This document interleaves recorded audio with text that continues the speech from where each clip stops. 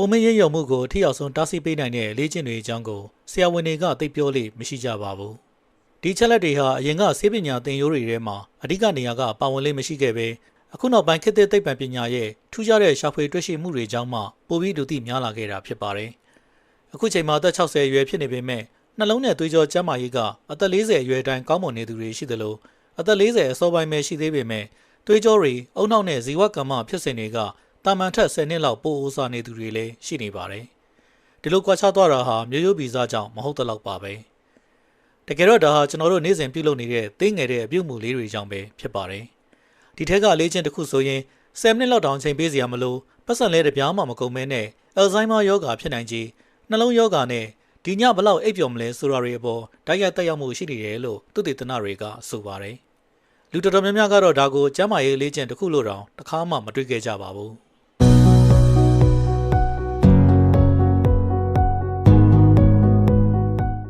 အသက်40ကျော်လာတဲ့အခါခန္ဓာကိုယ်ထဲမှာတကယ်အပြောင်းလဲကြီးတစ်ခုစတင်လာပါတယ်။အဲ့ဒါကကျွန်တော်တို့သတိထားမိလောက်အောင်ရုတ်တရက်ကြီးဖြစ်ပျက်သွားတာမျိုးမဟုတ်ပေမဲ့ cell အဆင့်မှာတော့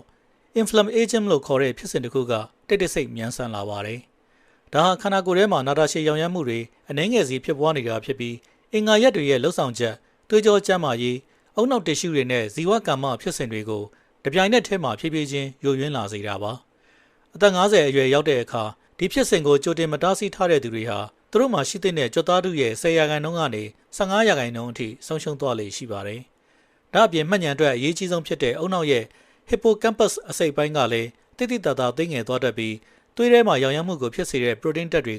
လွန်ခဲ့တဲ့10နှစ်ကထက်အများကြီးပိုများနေတာကိုတွေ့ရတတ်ပါတယ်။ဒီလိုရုပ်ရင်းမှုတွေကိုပြန်လည်ကောင်းမွန်အောင်လုပ်လို့ရဖို့ဒါမှမဟုတ်အနည်းဆုံးတော့ရပ်တန့်ထားဖို့အတွက်ဘယ်အရာတွေကဒီရုပ်ရင်းမှုကိုဖြစ်စေတယ်လဲဆိုတာကိုတိတိကျကျသိဖို့တော့လိုပါတယ်။ရေဘူးအဆန်တဲ့အကြံပေးချက်တွေထက်တိကျတဲ့အလေးအကျင့်တွေသိပ္ပံနည်းကျအထောက်အထားအခိုင်အမာဆုံးအလေးကျင့်တွေကမှတကယ်အလုပ်ဖြစ်တာပါ။ဒီဗီဒီယိုမှာတော့သိပ္ပံနည်းကျခိုင်ခိုင်မာမာသက်သေပြထားတဲ့လေ့ကျင့်10ခုကိုကျွန်တော်ပြောပြပေးသွားမှာပါ။အားဖို့ကောင်းပြီးထိရောက်မှုရှိဆုံးအချက်တွေကိုအစဉ်လိုက်အစီအစဉ်ပေးထားပါတယ်။အထူးသဖြင့်ဒါဟာအိုမင်းရရုံမှုနဲ့ဆိုင်လို့လားလို့တောင်ထင်မှတ်မထားတဲ့အချက်တွေကနေစတင်သွားမှာပါ။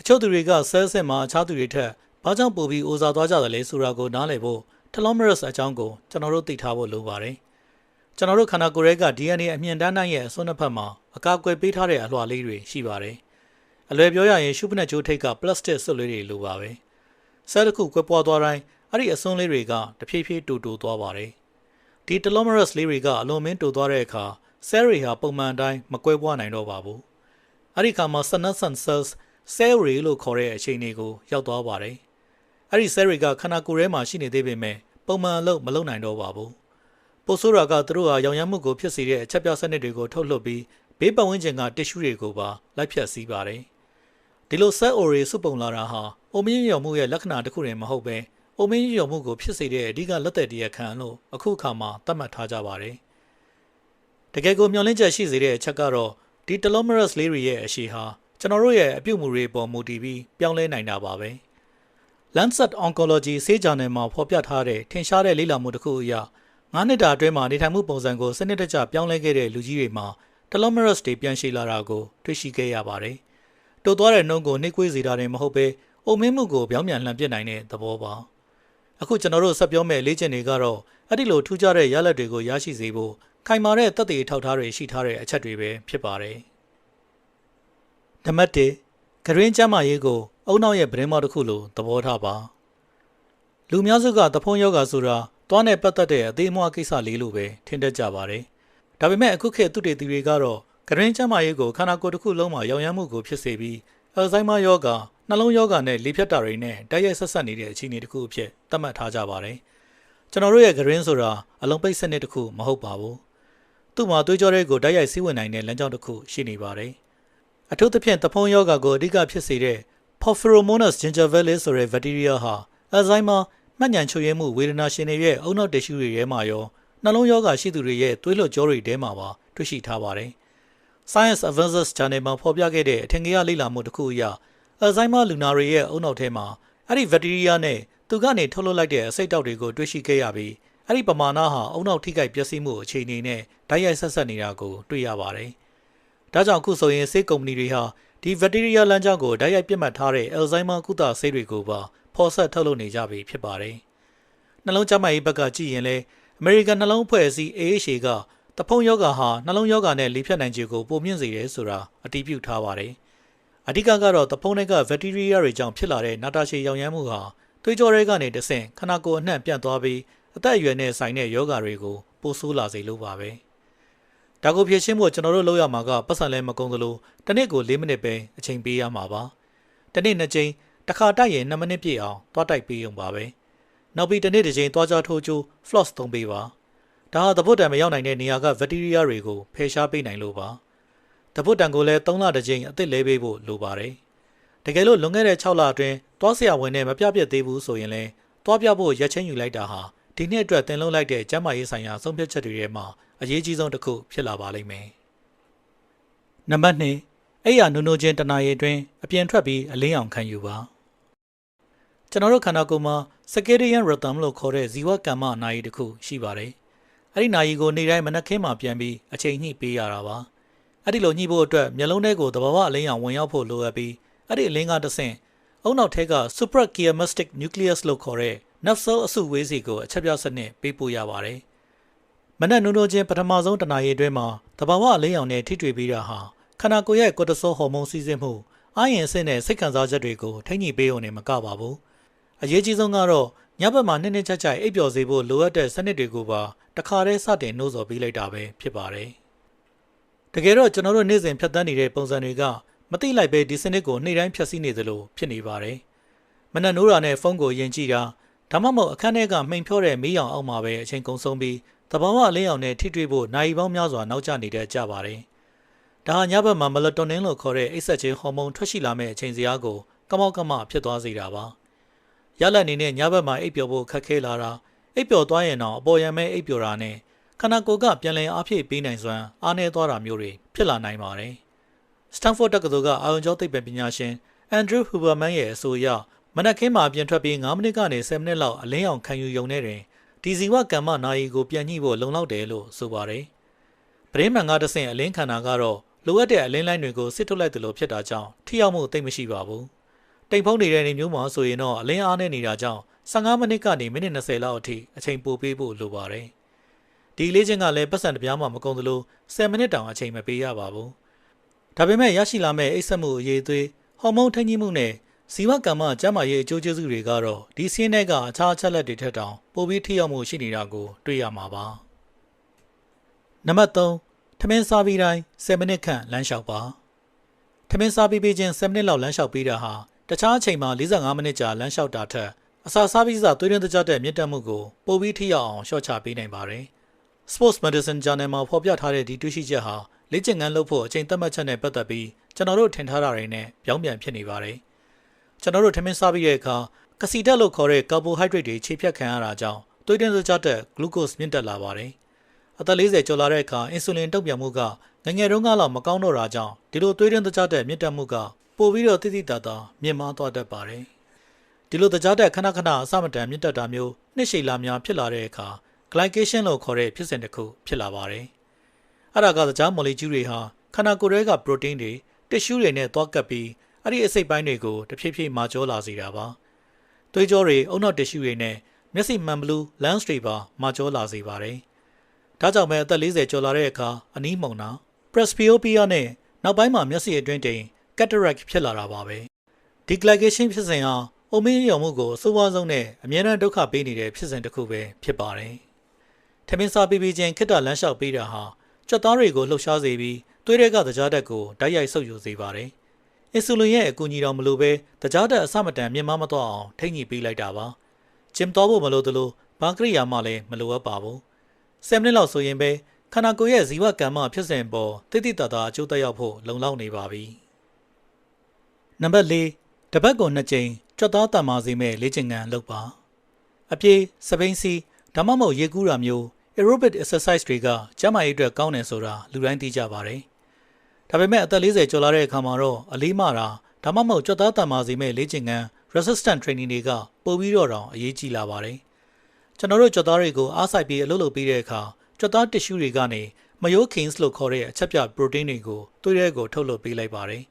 အဲ့ဒီပရိုတင်းတွေဟာအုံနောက်ထဲအထိရောက်သွားပြီးဆဲလ်အသစ်တွေဖြစ်ပေါ်လာအောင်ဓာတ်ရိုက်လှုံ့ဆော်ပေးတာပါအထူးသဖြင့်အသက်ရလာရင်အထိကိလွယ်ဆုံးဖြစ်တဲ့မှတ်ဉာဏ်ပိုင်းဆိုင်ရာဟီပိုကမ်ပတ်စ်အစိတ်ပိုင်းကိုပိုပြီးအားကောင်းစေပါတယ်အာရုံကြောဆိုင်ရာဂျာနယ်ရီမှာဖော်ပြထားတဲ့သုတေသနပေါင်းစပ်ချက်တွေအရအသက်55နှစ်ကျော်သူတွေမှာ aerobic လေ့ကျင့်ခန်းတွေအပြင်ကြွသားအားစိုက်ရတဲ့လေ့ကျင့်ခန်းတွေပါလုပ်ပေးတာဟာမှတ်ဉာဏ်နဲ့စဉ်းစားတွေးခေါ်နိုင်စွမ်းကိုတိတိတသာတိုးတက်စေတယ်လို့ဆိုပါတယ်တနည်းပြောရရင်ကြွသားတွေကိုတန်မာအောင်လုပ်တာဟာအုံနောက်ကိုပါပိုပြီးကြန့်ခိုင်လာအောင်တိဆောက်ယူတာပဲဖြစ်ပါတယ်ဒါ့အပြင်လေ့ကျင့်ခန်းတွေဟာစိုက်ကိုပီနီးယားလို့ခေါ်တဲ့အသက်40ကျော်မှာစတင်ပြီးအသက်60နောက်ပိုင်းမှာတိတိတသာမြန်ဆန်လာတဲ့ကြွသားဆုံးရှုံးမှုဖြစ်စဉ်ကိုတားဆီးပေးတဲ့အဓိကခန်းစစ်လည်းဖြစ်ပါတယ်ကြွသားဆုံးရှုံးတာဟာခွန်အားနည်းသွားတာတွေမကပါဘူးခန္ဓာကိုယ်ရဲ့ဇီဝကမ္မဖြစ်စဉ်ကိုနှိမ့်ကွေးစေတယ်လဲကျနိုင်ခြေပိုများစေတယ်သွေးရင်းတကြားတဲ့ထိန်းကြီးမှုကိုအားနည်းစေပြီးအသက်ကြီးတဲ့အခါဘဝကိုခက်ခဲပင်ပန်းစေတဲ့အဓိကအကြောင်းရင်းလည်းဖြစ်ပါတယ်တစ်ပတ်ကို2ကြိမ်တစ်ခါလုံးရင်မိနစ်30ကနေ45မိနစ်လောက်ထိပုံမှန်လေးလုပ်ပေးရုံနဲ့တင်ဒီဆိုးကျိုးတွေကိုထိထိရောက်ရောက်ကာကွယ်နိုင်မှာဖြစ်ပါတယ်အခုလိုသိပ္ပံနည်းကျအထောက်ထားပါတဲ့အချက်လက်တွေကသင်အတွက်အသုံးဝင်နေဆိုရင်တော့ကျွန်တော်တို့ရဲ့ channel ကို subscribe လုပ်ပေးဖို့မမေ့ပါနဲ့အောင်ဒါမှကျွန်တော်တို့အပတ်စဉ်တင်ဆက်ပေးနေတာတွေကိုလက်မလွတ်ရမှာဖြစ်တယ်လို့အခုလိုဗီဒီယိုတွေဆက်လုပ်သွားဖို့အတွက်လည်းတကယ့်ကိုအားစီဖြစ်စီပါတယ်နံပါတ်5အစားအသောက်ကိုပမာဏထက်အစဉ်လိုက်စားတတ်တဲ့အလေးချင်းလုပ်ပါလွန်ခဲ့တဲ့10စုနှစ်အတွင်းဇီဝကမ္မဖြစ်စဉ်အိုမင်းရုံမှုနဲ့ပတ်သက်ပြီးအရေးကြီးဆုံးတွေ့ရှိချက်ကတော့ဘာစားသလဲဆိုတာထက်ဘလို့အစီအစဉ်တိုင်းစားသလဲဆိုတာပဲဖြစ်ပါတယ်Diabetes Care Journal မှာဖော်ပြထားတဲ့သုတေသနအရအစားအသောက်တစ်နက်ထဲမှာတောင်ကစီတက်ထမင်းကြုံတွေကိုအရင်မစားဘဲဟင်းသီးဟင်းရွက်နဲ့ပရိုတင်းအသားငါးတွေကိုအရင်ဥအောင်စားပြီးတာဟာထမင်းစားပြီးစသွေးရင်းတကြတဲ့မြင့်တက်မှုကို83%အထိလျှော့ချပေးနိုင်တယ်လို့ဆိုပါတယ်။ဒါစားတဲ့ပမာဏနဲ့ကယ်လိုရီတူတူပဲဆိုရင်တော့အစီအစဉ်လေးပြောင်းစရုံနဲ့ရလာတဲ့ရလဒ်ပါ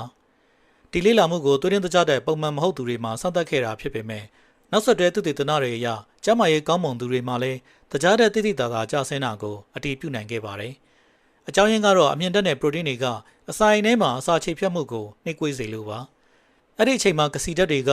ကသွေးထဲကိုတဟုန်တုံးမဟုတ်ပဲဖြည်းဖြည်းချင်းပဲစီးဝင်သွားတော့တာကြောင့်တကြားတဲ့အစမတန်မြင့်တက်မသွားအောင်တားဆီးပေးနိုင်တာဖြစ်ပါတယ်။ဒါဟာအစားအသောက်လျှော့စားခိုင်းတာမဟုတ်ပါဘူး။ကျွန်တော်တို့ကြိုက်တဲ့အစားအသောက်တွေကိုဖျက်เสียမလို့သလိုဘာကိုမှလိုက်တွက်ချက်နေဖို့လည်းမလိုပါဘူး။လောက်ရမှာကအတုပ်ဒါမှမဟုတ်ဟင်းသီးဟင်းရွက်တွေကိုအရင်စားပါပြီးမှအသားငါစတဲ့ပရိုတင်းတွေကိုစားပါအဲ့ဒီနောက်ဆုံးမှထမင်းပေါင်မုတ်ဒါမှမဟုတ်ခောက်ဆွဲလိုမျိုးကစီဓာတ်တွေကိုစားပေးရုံပါပဲဒီအစီအစဉ်တိုင်းသာပုံမှန်လေးစားပေးမယ်ဆိုရင်ဆေးဝါးတွေနဲ့ကုသတာထက်တောင်ပိုပြီးထိရောက်တဲ့ကျန်းမာရေးအကျိုးကျေးဇူးတွေကိုရရှိစေမှာဖြစ်ပါတယ်နောက်ထပ်အချက်တစ်ခုကတော့ Omega 3 fatty acid ပါဆာလမွန်စတင်တဲ့ငါးတစ်တာငါးမက်ဂရလိုအစီများတဲ့ငါးတွေမှာပါဝင်တဲ့ဒီဓာတ်ဟာအုံနောက်ရောင်ရမ်းမှုကိုလျှော့ချပေးဖို့နှလုံးသွေးကြောတစ်ရှူတွေကိုကာကွယ်ဖို့နဲ့ဆဲရီအိုမင်းမှုကိုနှိပ်ကွေးစေဖို့အတွက်အခိုင်အမာဆုံးသက်သေအထောက်အထားရှိထားပါတယ်။တစ်ပတ်ကိုဒီလို၅မျိုး2နက်ကနေ3နက်အထိစားပေးဖို့သုတေသနတော်တော်များများကအကြံပြုထားပါတယ်။နောက်ထပ်ပြောပြမယ့်လေ့ကျင့်ကတော့ကျွန်တော်တို့ပြည်သက်ထဲကလူတော်တော်များများသိပြီးအလေးမထားတတ်တဲ့အချက်ပါ။ဒါပေမဲ့ဒါနဲ့ပတ်သက်တဲ့အချက်လက်တွေကတော့အားစေးတွေအစားအသောက်တွေနဲ့လေ့ကျင့်ခန်းတွေအားလုံးပေါင်းထားတာထက်တောင်ပိုပြီးခိုင်မာနေတာကိုတွေ့ရပါတယ်။နံပါတ်6လူမှုဆက်ဆံရေးကိုကျန်းမာရေးအတွက်မရှိမဖြစ်လိုအပ်ချက်တစ်ခုလို့သဘောထားပါဘရစ်ကန်ယမ်တက္ကသိုလ်ကပြုလုပ်ခဲ့တဲ့လေ့လာမှုပေါင်း148ခုနဲ့လူပေါင်း3သိန်းကျော်ကိုစမ်းသပ်ခဲ့တဲ့သုတေသနအရလူမှုပတ်ဝန်းကျင်နဲ့ကင်းကွာပြီးအထီးကျန်နေတာဟာတက်တမ်းမပြည့်ခင်သေဆုံးနိုင်ခြေကို29%အထိမြင့်တက်စေတယ်လို့ဆိုပါတယ်ဒါလေ့ကျင့်ခန်းလုံးဝမလုပ်တာထက်တောင်ပိုပြီးဆိုးဝါးတဲ့တက်ရောက်မှုရှိနေပြီးတနေ့ကို secret 15လေးတောက်နေတာနဲ့အလားတူဆိုးကျိုးရှိနေတာဖြစ်ပါတယ်ဒီဖြစ်စဉ်ဟာစိတ်ပိုင်းဆိုင်ရာနဲ့မဟုတ်ဘဲခန္ဓာကိုယ်ရဲ့လှုပ်ဆောင်ချက်တွေအပေါ်မှာပါတက်ရောက်မှုရှိတာပါ။နာတာရှည်အထီးကျန်တာဟာခန္ဓာကိုယ်ရဲ့ဘေးအန္တရာယ်ကာကွယ်ရေးစနစ်ကိုအမြဲတမ်းနှိုးချနေအောင်စွပေးထားသလိုဖြစ်စေပါတယ်။အဲ့ဒီခါမှာကော်တီဆောဟော်မုန်းနဲ့ရောင်ရမ်းမှုကိုဖြစ်စေတဲ့ဓာတ်တွေကခန္ဓာကိုယ်ထဲမှာအမြဲတမ်းမြင့်တက်နေပါတယ်။ဒါဟာကိုယ်ခံအားစနစ်ကိုအားနည်းစေသလိုအိပ်စက်မှုကိုအနှောက်အယှက်ဖြစ်စေပြီးအုံနောက်ရဲ့စဉ်းစားတွေးခေါ်မှုနဲ့စိတ်ခံစားချက်ထိန်းချုပ်တဲ့စိတ်ပိုင်းတွေကိုပိုပြီးလျင်မြန်စွာယိုယွင်းလာစေတာဖြစ်ပါတယ်။သုတေသနတွေကထပ်တလဲလဲပြသနေတာတွေကတော့လူမှုဆက်ဆံရေးမှာအရေးအတွက်ထက်အရေးချင်းကပိုအရေးကြီးတယ်ဆိုတာပါပဲအပြန်အလှန်ယုံကြည်အားကိုးရတဲ့ယဉ်ကျေးတဲ့ဆက်ဆံရေး3ခုကနေ5ခုအထိရှိနေုံနဲ့တင်ကျန်းမာရေးအတွက်လိုအပ်တဲ့အကာအကွယ်ကိုရရှိစေပါတယ်ဒါကြောင့်အဲ့ဒီလိုဆက်ဆံရေးမျိုးတွေအတွက်တကူးတကအချိန်ပေးပြီးယဉ်ကျေးမြုပ်နှံဖို့လိုပါတယ်ဖြစ်နိုင်ရင်လူချင်းတွေပါစာပို့တာထက်ဖုန်းဆက်စကားပြောပါတယောက်နဲ့တယောက်အနားမှာရှိနေုံနဲ့မဟုတ်ပဲ အတူတူတစ်ခုခုလှုပ်ဆောင်ပါဒါရီယာစိတ်ပန်းဖြေယုံတတ်မဟုတ်ပဲအသက်ရှည်ကျန်းမာရေးအတွက်တကယ်ကိုတိုင်းတာလို့ရတဲ့အကျိုးကျေးဇူးတွေကိုပေးစွမ်းနိုင်မှာဖြစ်ပါတယ်နံပါတ်9အထူးသဖြင့်မနက်ခင်းမှာရေမစားခင်ကြိုတောက်ပါအသက်40ကျော်လာတဲ့အခါခန္ဓာကိုယ်ရဲ့ရင်ငတ်မှုကိုသိရှိတဲ့အာယုံကတဖြည်းဖြည်းနဲ့ယုံကြည်စိတ်ချရမှုနှဲပါလာပါတယ်။တင်ရင်ငတ်တယ်လို့ခံစားရတဲ့အချိန်မှာခန္ဓာကိုယ်ကအနှဲငယ်ရေဓာတ်ခန်းလျှောက်နေပြီဖြစ်ပါတယ်။ခန္ဓာကိုယ်ရဲ့ရေဓာတ်1%ကနေ2%လောက်ပဲလျော့နေသွားတဲ့အချိန်ဒီမှာတော့စဉ်းစားတွေးခေါ်နိုင်စွမ်းကိုတိတိတသာရောကြစေတယ်။နှလုံးသွေးကြောစနစ်ရဲ့လှုပ်ဆောင်နိုင်စွမ်းကိုကျဆင်းစေသလိုသွေးထဲကအညစ်အကြေးတွေကိုတန့်စင်ပေးတဲ့ကြောက်ကက်ရဲ့စစ်ထုတ်နိုင်စွမ်းကိုလည်းနှိကွေးသွားစေပါတယ်။ NIH ကနေ2023ခုနှစ်မှာထုတ်ပြန်ခဲ့တဲ့ဆယ်စုနှစ်ပေါင်းများစွာကြာလေ့လာခဲ့တဲ့သုတေသနကြီးတစ်ခုအရရေဓာတ်ကိုပုံမှန်ပြည့်ဝအောင်ထိန်းထားနိုင်တဲ့သူတွေဟာခန္ဓာကိုယ်အင်္ဂါရက်တွေမှာအိုမင်းရုံမှုလက္ခဏာတွေတိတိတသာလျော့နေနေတာကိုတွေ့ရပါတယ်။ဒါ့အပြင်သူတို့ဟာနာတာရှည်ယောဂဖြစ်နိုင်ခြေနေပါပြီးနှလုံးနဲ့သွေးကြောစနစ်တွေပိုကောင်းမွန်ပြီးပိုပြီးလည်းသက်ရှည်ကြတာကိုတွေ့ရပါတယ်။ရေဓာတ်ကိုအကောင်းဆုံးထိန်းညှိပေးုံနဲ့တင်ကျန်းမာတဲ့တက်တန်းကို9နှစ်လောက်ထိပိုတိုးလာစေနိုင်တယ်လို့သုတေသနတွေကခန့်မှန်းထားကြပါတယ်။လက်တွေ့လှုပ်ဆောင်ရမယ့်နည်းလမ်းကတော့မနက်ခင်းမှာပထမဆုံးကော်ဖီတစ်ခွက်မတောက်ခင်ရေ900မီလီမီတာဖန်ခွက်ကြီး2ခွက်စာခန့်ကိုအရင်တောက်ပေးပါအိတ်နေစဉ်အတွင်းရေဓာတ်အများကြီးဆုံးရှုံးခဲ့တာဖြစ်လို့မနက်စောပိုင်းအချိန်ဟာဆဲတွေရဲ့လှုပ်ဆောင်ချက်အတွက်ရေဓာတ်ကိုလိုအပ်ဆုံးအချိန်လည်းဖြစ်ပါတယ်တနေ့တာလုံးမှာတော့စီးရောင်ကိုကြည့်ပြီးကိုစမ်းစစ်ပါစီးရောင်ကအဝါနုရောင်ဆိုရင်ရေဓာတ်ပြည့်ဝနေပြီးအဝါရိပ်ရောင်ဖြစ်နေပြီဆိုရင်တော့ရေဓာတ်အမြန်လိုအပ်နေပြီဆိုတာကိုသတိပြုပါနံပါတ်8ခက်ခဲတဲ့အရာတစ်ခုခုကိုလုပ်ကြည့်ပြီးအုံနောက်ကိုစိန်ခေါ်ပါအုံနောက်ဆိုတာအသုံးပြုနေုံနဲ့တင်သူ့လိုကောင်းမွန်နေတာမျိုးမဟုတ်ပါဘူးစိန်ခေါ်မှုတွေရှိနေမှသာကျမ်းမာကြန့်ခိုင်နေတာပါအထူးသဖြင့်ကိုမကျွမ်းကျင်သေးတဲ့အာယုံဆိုင်မှုအပြည့်အဝပေးရတဲ့အသက်ဆန်းဖြစ်တဲ့အလုပ်မျိုးတွေကိုလှုပ်ဆောင်ခြင်းကအုံနောက်ထဲမှာလမ်းကြောင်းသစ် neural pathways တွေဖြစ်ပေါ်လာအောင်တွန်းအားပေးပါတယ်သိမြင်နားလည်မှုဆိုင်ရာအိုမင်းရင်ရုံမှုကိုဆယ်စုနှစ်ပေါင်းများစွာလေ့လာခဲ့တဲ့ Rush Memory and Aging Project ရဲ့တွေ့ရှိချက်အရအုံနောက်ကိုအမြဲတမ်းအလုပ်ပေးပြီးစိန်ခေါ်မှုရှိတဲ့လှုပ်ရှားမှုတွေလုပ်လေ့ရှိသူတွေဟာမှတ်ဉာဏ်ချွတ်ယွင်းမှုနှုန်းတိတိတသာနှိမ့်ကွေးပြီး cognitive reserve လို့ခေါ်တဲ့အုံနောက်ရဲ့အရန်စွမ်းအင်ပုံမှန်မြင့်မားတာကိုတွေ့ရပါတယ်။ဒီအရန်စွမ်းအင်ဆိုတာကတော့အသက်ကြီးလို့အုံနောက်ဆဲတွေဆုံးရှုံးသွားရင်တော့ပုံမှန်အတိုင်းဆက်လက်အလုပ်လုပ်နိုင်အောင်အစားထိုးအသုံးပြုနိုင်တဲ့အုံနောက်ရဲ့ကြန့်ခိုင်မှုပဲဖြစ်ပါတယ်။အပန်းဖြေတာမျိုးကိုသိထားပြီးသားအရာတွေကိုပဲထပ်ကာတလဲလဲလုပ်တာမျိုးဥပမာရုပ်ရှင်ကြည့်တာနေ့စဉ်လုပ်နေကြအလုပ်တွေလုပ်တာဟာအုံနောက်ကိုအလုပ်တော်ဖြစ်စေပေမဲ့ဒီလိုအရန်စွမ်းရည်တွေကိုတော့တိဆောက်မပေးနိုင်ပါဘူး။သုတေသနတွေအရအုံနောက်ကိုအထီရောက်ဆုံးကာကွယ်ပေးနိုင်တဲ့လှုပ်ရှားမှုတွေကတော့ဘာသာစကားအသစ်တစ်ခုသင်ယူတာတူရိယာတစ်ခုတိကတ်တက်အောင်သင်ယူတာနဲ့ခက်ခဲတဲ့ကြံ့ကျင်မှုအသစ်တွေကိုလေ့လာတာမျိုးတွေပဲဖြစ်ပါတယ်။တနေ့ကိုမိနစ်20ကနေ30လောက်အထိအုံနောက်ကိုတကယ်စိန်ခေါ်နိုင်မဲ့အရာတစ်ခုခုကိုလုပ်ပေးရုံနဲ့တွင်တိတိတသာအကျိုးထူမှာဖြစ်ပါတယ်။နံပါတ်9စိတ်ဖိစီးမှုကိုရန်ဖန်ရန်ခါမှမဟုတ်ပဲတကူးတကပုံမှန်ရှော့ချပေးပါ။နာတာရှည်စိတ်ဖိစီးမှုတွေဟာခန္ဓာကိုယ်ထဲမှာတကယ်ဘာတွေဖြစ်စေတယ်လဲဆိုတာကိုကျွန်တော်တို့သိထားဖို့လိုပါတယ်။အုံနောက်ကအန်ရီယတစ်ခုခုတကယ်ဖြစ်စေစိတ်ကူးနဲ့ဖြစ်စေကိုသတိပြုမိလိုက်တာနဲ့ကော်တီဇောဟော်မုန်းတွေထုတ်လွှတ်ဖို့အချက်ပြပါတယ်။ဒါပုံမှန်ဆိုရင်တော့အာယုံဆုစိုက်မှုကောင်းစေတယ်။အာရင်တိုးစေပြီးပြဿနာကိုရင်ဆိုင်ဖို့အသင့်ဖြစ်စေပါတယ်။ဒါပေမဲ့ပြဿနာကအဲ့ဒီအန်ရီယကမပြီးသွားပဲဒီအချက်ပြစနစ်ကြီးကအမြဲတမ်းပွင့်နေတဲ့အခါမှာစတင်တာပါပဲ။အသက်40ကျော်လူကြီးတော်တော်များများဟာဒီလိုအခြေအနေမျိုးနဲ့နေ့စဉ်ဖြတ်သန်းနေကြရပါတယ်။ခန္ဓာကိုယ်ထဲမှာကော်တီဇောတွေကတနေ့လုံးမြင့်တက်နေတာမျိုးပါ။အဲ့ဒီလိုလားနဲ့ချီနှစ်နဲ့ချီပြီးဖြစ်လာတဲ့အခါမှာတော့ DNA ထိပ်ကတလောမရစ်တွေကိုတိုက်ရိုက်တူတောင်းသွားစေတယ်။ကိုယ်ခံအားစနစ်ကိုကျဆင်းစေတယ်။ကိုရင်းအင်္ဂါတွေမှာအဆီဖုံးစေတယ်။အုံနောက်ဆဲအသစ်တွေဖြစ်ပေါ်မှုကိုပိတ်ပင်လိုက်သလိုအိပ်စက်မှုကိုလည်းပျက်စီးစေပါတယ်။ဒီဖြစ်စဉ်ကြီးဟာအုံနောက်နဲ့ adrenal glands ကြားကဆက်သွယ်တဲ့လမ်းကြောင်း HPA-X မှာပိတ်မိနေတာဖြစ်ပြီးဒါဟာအခြားချက်တွေထက်ခန္ဓာကိုယ်ကိုပိုပြီးအိုမင်းရင်းလျော်စေပါတယ်။သုတေသနပြုချက်တွေအရစိတ်ပိုင်းဆိုင်ရာနာတာရှည်ဖြစ်စည်းမှုတွေဟာခန္ဓာကိုယ်ကိုအိုမင်းစေတဲ့နေရာမှာ secret တောက်တာနဲ့အကျိုးသက်ရောက်မှုအတူတူပဲလို့ဆိုပါတယ်။ဒါဟာတင်စားပြောတာမဟုတ်ပဲ telomerase အရှည်ကိုတိုင်းတာတဲ့လေ့လာမှုတွေကနေတွေ့ရှိထားတာပါ။ဒါကိုအများဆုံးဖြည့်ရှင်းပေးနိုင်တဲ့နည်းလမ်းတစ်ခုကတော့ physiological sign လို့ခေါ်တဲ့အသက်ရှူနည်းပဲဖြစ်ပါတယ်။နှာခေါင်းကနေလေကိုနှစ်ခါဆင့်ပြီးပြင်းပြင်းရှူသွင်းပါ။ဒုတိယအကြိမ်မှာအဆုတ်ထဲလေအပြည့်ဝင်အောင်ရှူပါ။ပြီးရင်ပါးစပ်ကနေလေကိုဖြည်းဖြည်းချင်းပြန်ထုတ်ပေးပါ။ဒီနည်းလမ်းဟာအသက်ရှူတိမ်နေလို့ပိန်ဝင်နေတဲ့အဆုတ်ထဲကလေငယ်လေးတွေကိုပြန်ပွင့်စေပါတယ်။ပြီးတော့စိတ်ဖိစီးမှုကိုရပ်တန့်ပေးတဲ့ off switch လို့ခေါ်တဲ့ parasympathetic nervous system ကိုတခြားနည်းလမ်းတွေထက်ပိုပြီးမြန်မြန်ဆန်ဆန်အသက်ဝင်လာစေပါတယ် Stanford တက္ကသိုလ်ရဲ့သုတေသနအရတနေ့ကို9မိနစ်ကနေ10မိနစ်လောက်ဒါကိုလုပ်ပေးရုံနဲ့တင်ရပ်ပိုင်းအတွင်းမှာကော်တီဆောဟော်မုန်းကျဆင်းသွားတာနှလုံးခုန်နှုန်းပုံမှန်ဖြစ်လာတာမျိုးတွေကိုတွေ့ရပါတယ်။စိတ်ဖိစီးမှုတွေကတော့ပျောက်သွားမှာမဟုတ်ပေမဲ့ခန္ဓာကိုယ်ရဲ့ nerve jaw စနစ်ကတော့နေ့တိုင်းကိုရေးပေါ်အခြေအနေမျိုးလိုသဘောမထားတော့ဘဲတည်ငြိမ်သွားမှာဖြစ်ပါတယ်။နံပါတ်10အိပ်ဆက်ချိန်ထက်အိပ်ဆက်မှုအရေးအသွေးကိုပိုပြီးကာကွယ်ပါ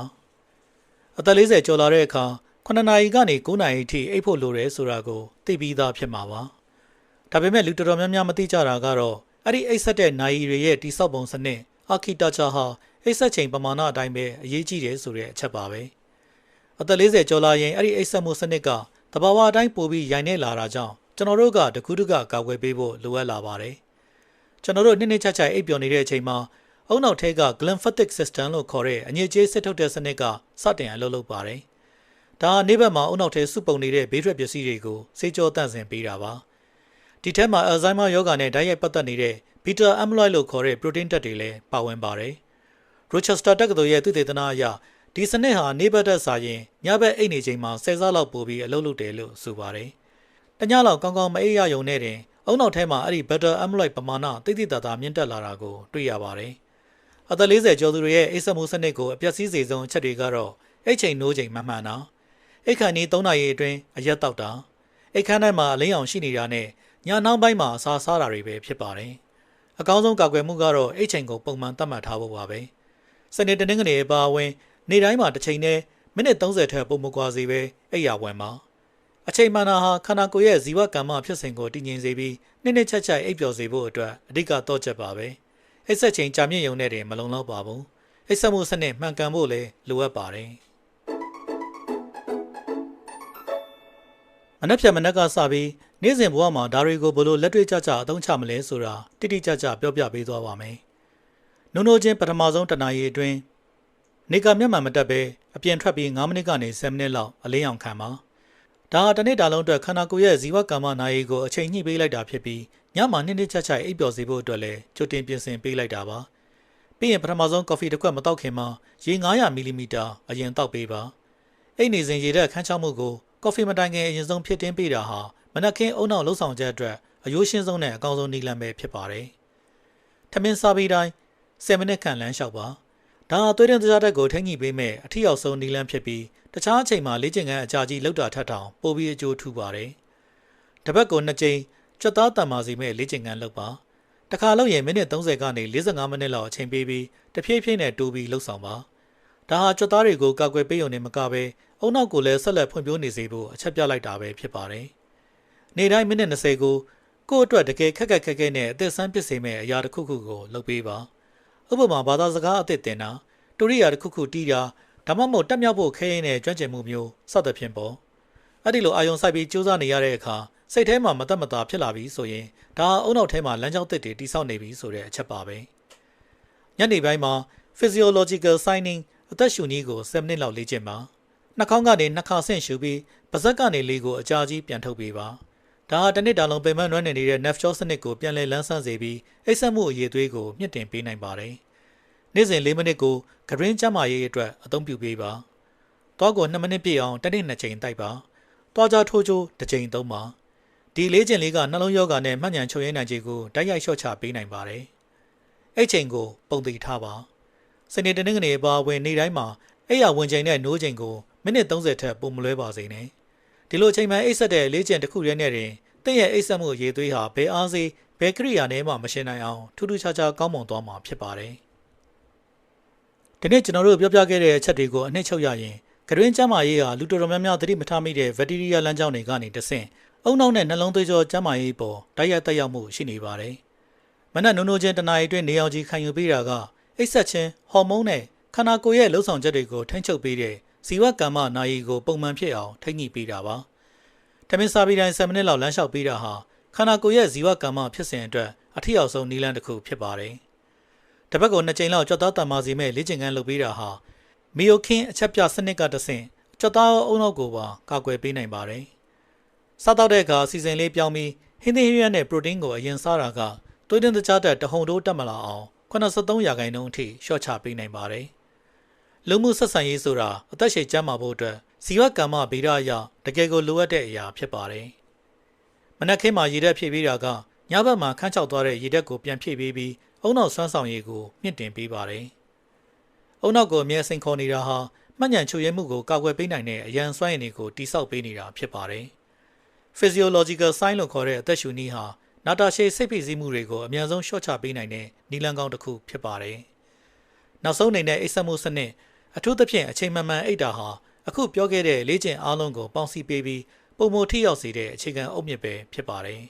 ။ဒီနေ့ကျွန်တော်တို့ပြောပြခဲ့တဲ့အချက်တွေထဲမှာ gym သွားဖို့အားစေးတွေဝယ်ဖို့ဒါမှမဟုတ်နေထိုင်မှုပုံစံတစ်ခုလုံးကိုအကြီးအကျယ်ပြောင်းလဲပြဖို့တခုမှမလိုအပ်ပါဘူး။အဓိကလိုအပ်တာကတော့ကိုယ့်ဂရုစိုက်ဖို့နဲ့တိကျတဲ့အပြုတ်မှုလေးအချို့ကိုရေရှည်မှာပုံမှန်လေးလှုပ်ဆောင်သွားဖို့ဆုံးဖြတ်လိုက်ရုံပါပဲ။ဒီသုတေသနတွေအားလုံးကပေးထားတဲ့ဏီကုန်းကတော့တစ်ခုတည်းပါ။အဲ့ဒါကခန္ဓာကိုယ်အုံမင်းရိပ်ယုံမှုဟာလူအများထင်တာထက်ကျွန်တော်တို့ရဲ့အပြုတ်မှုတွေအပေါ်မှာပိုပြီးမူတည်နေတယ်ဆိုတဲ့အချက်ပါပဲ။အသက်60 90အထိတက်ကြွလန်းဆန်းပြီးတမ်းမာနေသူတွေမှာထူးခြားတဲ့လှုပ်ဝက်ချက်တွေရှိနေတာမဟုတ်ပါဘူး။သူတို့ကခန္ဓာကိုယ်ယုံရင်းမှုတွေကိုပြန်ပြင်မရတော့တဲ့အထိမဖြစ်ခင်မှာသိပ္ပံနည်းကျခိုင်မာတဲ့လေ့ကျင့်ချုပ်ကိုအလေးနဲ့ထားလိုက်နာခဲ့ကြသူတွေသာဖြစ်ပါတော့တယ်။အခုဆိုရင်အသင်မှာအဲ့ဒီအလေးကျင့်တွေရောနောက်ွယ်ကသိပ္ပံနည်းကျထောက်ထားတွေရောရှိနေပါပြီ။မနှက်ဖြန်မနှက်ဘဲကနေစတင်မလဲဆိုတာကိုလည်းသိသွားပါပြီ။ဒါဟာလူတော်များများထက်စာရင်သင်ကခြေလန်းတလန်းပိုတာသွားပြီလို့ပြောလို့ရပါတယ်။ဒီချက်လက်တွေကသင်အတွက်အကျိုးရှိစေမယ်လို့မျှော်လင့်ပါတယ်